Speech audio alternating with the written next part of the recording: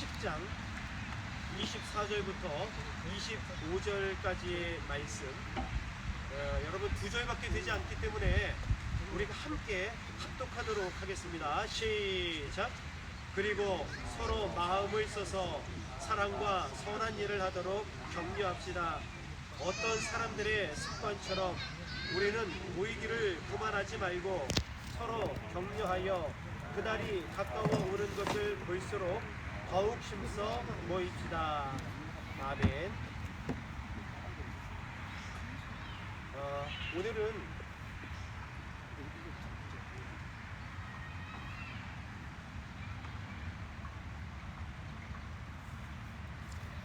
오늘은 서로 격려하는 공동체라는 제목으로 우리 야외 예배 하나님의 말씀을 잠시 함께 나눌 수 있도록 하겠습니다.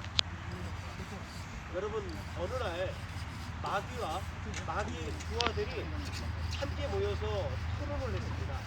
근데 그 토론 주제가 뭐냐면, 어떻게 하면 인간을 효과적으로 쓰러뜨릴 수 있을까? 어떻게 하면 인간을, 특별히 믿는 사람들을 시험에 들게 할 것인가? 이런 주제를 가지고 마귀와 마귀 추종자들이, 부하들이 토론회를 열었습니다. 첫 번째 악한 영이 이렇게 이야기를 했습니다. 믿는 사람들한테 핍박을 가합시다, 이렇게 얘기를 했어요. 그랬더니 옆에 있던 다른 악한 영이, 그리스도인들은 핍박을 해봤는데 핍박을 하면은 더 기도하고 더 똘똘 뭉치고 더 믿음으로 하더라. 그러니까 그 방법은 안 돼요, 라고 이야기를 했습니다. 그랬더니 두 번째 악한 영이 이렇게 또 이야기를 합니다. 우리가 유혹을 합시다. 음란의 유혹, 물질의 유혹, 명예의 유혹, 이런 유혹으로 그들을 쓰러뜨립시다, 이렇게 이야기를 했어요. 그랬더니 또 다른 악한 영이 또 이렇게 얘기합니다. 유혹에 넘어뜨린 성도들을 바라보면서 나머지 다른 성도들은, 야, 이 모습을 거울 삼아서 우리가 더 열심히 유혹에서 이길 수 있도록 최선을 다합시다, 이렇게 행동하더랍니다. 세 번째 악한 영이 또 이렇게 얘기합니다. 그렇다면 우리가 그들에게 실패를 줍시다, 이렇게 얘기한 거예요. 자, 그랬더니 또 다른 어떤 악한 영이 이렇게 이야기합니다. 그리스도인들이 실패를 하고 났는데 그들은 거기서 실패의 원인을 찾더라라는 거예요. 그러면서 우리가 기도가 부족했어, 우리가 믿음이 부족해서 우리 더 기도합시다, 이렇게 하면서 오히려 실패를 줬더니 그들의 믿음이 뜨거워졌다라는 거예요. 자, 이제 오랜 사역을 한 아주 열렬히 있는 악한 영이 이런 얘기를 했습니다. 이것저것 다 해봤는데 최고는 낙심을 주는 겁니다, 이렇게 얘기했어요. 그랬더니 이 낙심에 대해서 모든 악한 영들이 그렇게 수긍을 했다라는 거예요. 여러분, 우리가 때로는 기쁠 때도 있지만 낙심할 때도 있습니다. 그런데 이 낙심이라고 하는 것이 마귀가 우리를 아주 효과적으로 공격하는 무기인 것인 것을 우리가 알아야 됩니다. 낙심하게 되잖아요. 그러면은 영적으로 성장하다가도 영적 성장이 딱 멈추게 됩니다. 좋은 열매를 맺고 있다가도 낙심하게 되어지면 좋은 열매를 더 이상 맺지를 못해요. 뿐만 아니라 사명감이 사라지고 무기력해지는 것이 낙심이라고 하는 악한 영들의 무기라는 거예요. 혹시 여러분, 우리가 신앙생활 하시면서 무기력해지거나 아니면 사명감이 희미해지고 또한 영적 성장이 멈춘 듯한 느낌이 있지는 않습니까? 그렇다면 오늘 이 말씀을 통해서 혹시라도 우리가 낙심에 빠져 있는 것은 아닌지를 한번 내 모습을 한번 되돌아보는 특별한 시간이 되었으면 좋겠습니다. 지금도 우리를 악한 영들은 할 수만 있으면은 낙심으로 끌어가고 있다는 사실을 우리는 기억해야 합니다. 자, 그런데 오늘 말씀은 하나님께서 낙심의 효과적인 어떤 전략들을 가르쳐주고 있는데, 그 낙심을 이길 수 있는 하나님의 전략적인 무기가 있습니다. 그 무기가 바로 뭐냐면 격려라는 거예요. 한번 따라합시다. 격려. 격려가 굉장히 중요하다는 겁니다, 여러분. 자, 격려가 무엇입니까? 격려라고 하는 것은,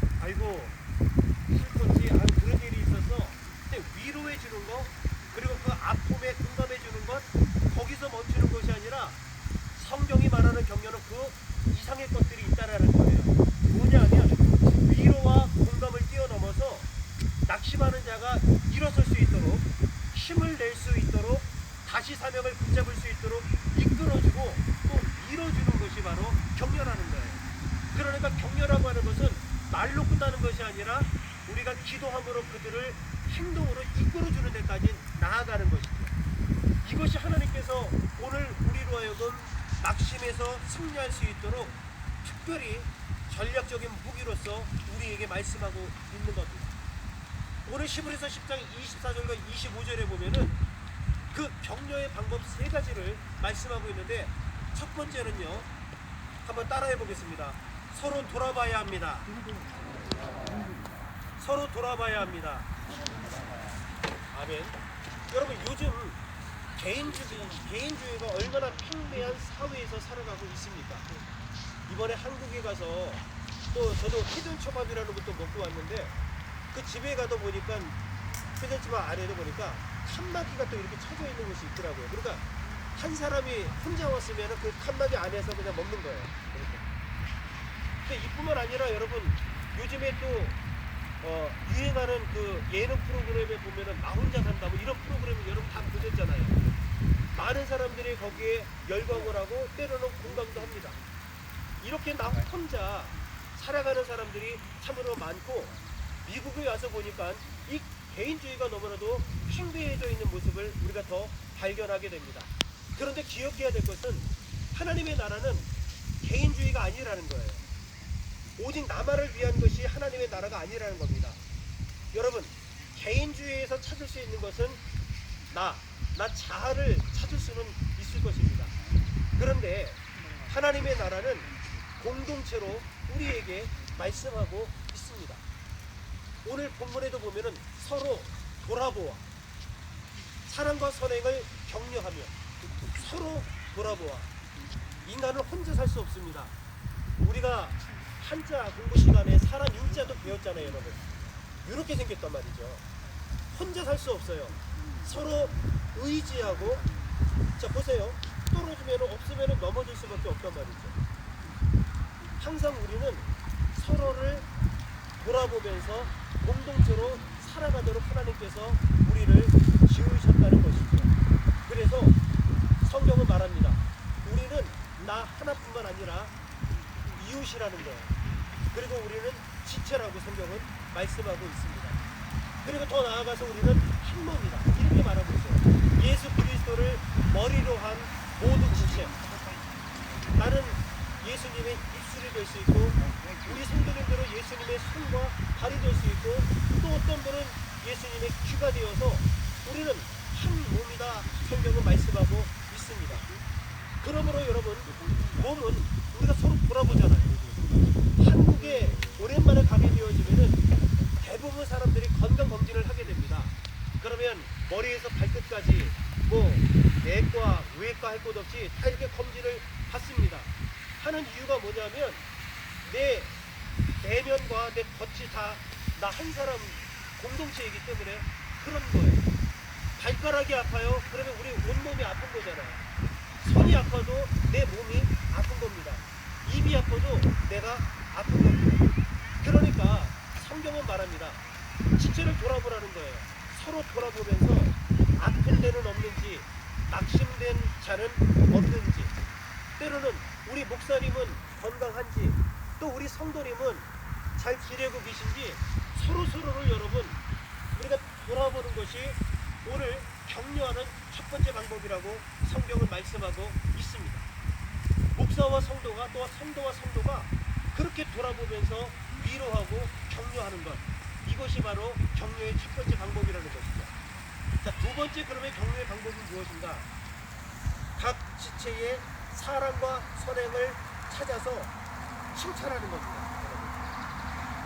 서로 돌아보아 사랑과 선행을 격려하며 칭찬하라는 것입니다. 여러분, 다른 성도들의 잘못을 찾아내고 약점을 찾는 것이 아닙니다. 그런데 이상해요. 우리는 대부분 보면은 다른 사람이 아파하거나 뭐 잘못됐거나 문제 있는 것들은 아주 기가 막히게 잘 캐치를 한다는 거죠. 그러나 그 사람에 대한 어떤 장점이 분명히 있는데도 불구하고 그것을 발견하지 못할 때가 너무 많이 있다는 것입니다. 자, 여기서 오늘 격려의 두 번째 방법은 뭐냐면, 다른 성도의 약점이나 잘못을 찾지 말고 그 사람의 사랑과 선행을 찾아서 칭찬해줘라. 그 얘기를 오늘 이야기하고 있는 거예요. 자, 한번 생각해 보시죠. 나는 과연 약점과 잘못을 찾아내는 자입니까? 아니면 사랑과 선행을 찾아서 칭찬하고 격려해주는 사람입니까? 이게 너무너무 중요하다는 거예요. 대부분 이상하게 우리는 이렇게 좀 안 좋은 쪽으로 바라보고 찾고 막 그것들을 막 이야기하고 할 때가 너무나도 많이 있다는 거예요. 그러나 그것은 하나님의 방법이 절대로 아니라는 것입니다. 정말 우리 성도님은 너무나도 마음이 넓어 이런 것들을 찾아서 여러분 서로 이야기해 주라는 것입니다. 목사를 포함해서 모든 성도님들의 잘못과 약점을 찾기에 우리가 힘쓰는 것이 아니라 오히려 그분의 어떤 사랑함 그리고 선행들을 찾아서 우리가 이야기해주고 칭찬해주는 것, 그것이 우리로 하여금 힘나게 하고 공동체를 살린다라고 분명히 성경은 말씀하고 있죠. 자, 마지막 세 번째입니다. 여러분, 세 번째 격려의 방법은 뭐냐면 예수 그리스도의 이름으로 모이기에 힘쓰는 것입니다. 말세의 특징이 바로 뭐냐면 모이지를 않습니다. 우리가 모이는 근거는 예수 그리스도를 중심으로 모이는 겁니다. 다른 사람의 흉보거나 헐뜯기 위해서 우리는 모이는 게 아니잖아요. 예수의 이름으로 모여서 우리는 예배를 드리고 예수님의 이름으로 모여서 서로 위로해주고 서로 격려해주기 위해서 우리는 모인다는 것입니다. 그래서 우리는 예수의 이름으로 모여서 우리는 예배 드리는 겁니다. 목장 모임, 우리 순모임도 마찬가지잖아요. 여러분 모이자마자 우리가 예배 드리고 교제하지 않습니까? 우리의 모든 모임은 인간적인 신교 모임이 아닙니다. 오직 그리스도를 중심으로 모여서 예배를 드리고 칭찬하고 격려할 수 있는 영적인 교제를 위한 모임이다 라는 것입니다. 마태복음 18장 20절에 보면은 두세 사람이 모인 곳에는 나도 그들 중에 있겠다고 약속하셨습니다. 우리가 예수 이름으로 두세 사람만 모여도 예수님께서는 우리와 함께 하십니다. 그렇다면 지난도 예수님 이름으로 모였으니 이곳에 예수 그리스도가 계시겠어요? 안 계시겠어요? 네? 계시지요, 당연히. 예수님이 계실 수밖에 없다는 거예요. 그래서 우리는 예수 안에서 모여서 오늘 예배 드리고 바베큐 파티도 하고 친교도 하고 교제하는 겁니다. 자, 여러분, 저는 오늘 결론으로 이 메시지의 적용을 오늘 우리 모임 가운데 함께 하기를 원합니다. 오늘 예배를 통해서 또한 우리 식탁 공동체를 통해서 서로 좀 위로하고 격려해주는 시간, 또 잘한 것이 있고 또 멋진 것이 있으면 또 정말 우리가 입술을 열어서 칭찬해주는 시간, 그리고 서로 알아주며 사랑하며 정말 한 사람도 소외되지 않는 그러한 여러분 오늘 모임이 되었으면 좋겠고, 이러한 공동체의 모습이 우리 렌스가 아닌 교회를 더욱더 든든히 세울 수 있는 그러한 믿음의 공동체로 성장할 수 있는 특별한 계기가 되기를 주의 이름으로 간절히 축원을 드리겠습니다. 기도하겠습니다. 하나님 감사합니다. 하나님의 형상대로 지음받은 하나님의 자녀들이 오늘 이 시간도 예수 그리스도의 이름으로 모였습니다. 오늘 우리는 흉보거나 헐뜯기 위해 모인 것이 아니라 예수 그리스도의 사랑으로 또한 위로하고 격려하고 칭찬하며 한 영혼도 소외되지 않고 그리스도 안에서 사랑의 띠로 하나가 되기 위하여 오늘 모였사오니 이후에 모든 식탁 공동체를 통해서 예수님의 사랑을 실천하고 서로를 아끼고 서로를 위하여 함께 위로하는 특별한 은혜의 시간이 될 수 있도록 아버지 역사하여 주옵소서. 예수 그리스도의 이름으로 간절히 축복하며 기도 올리옵나이다. 아멘.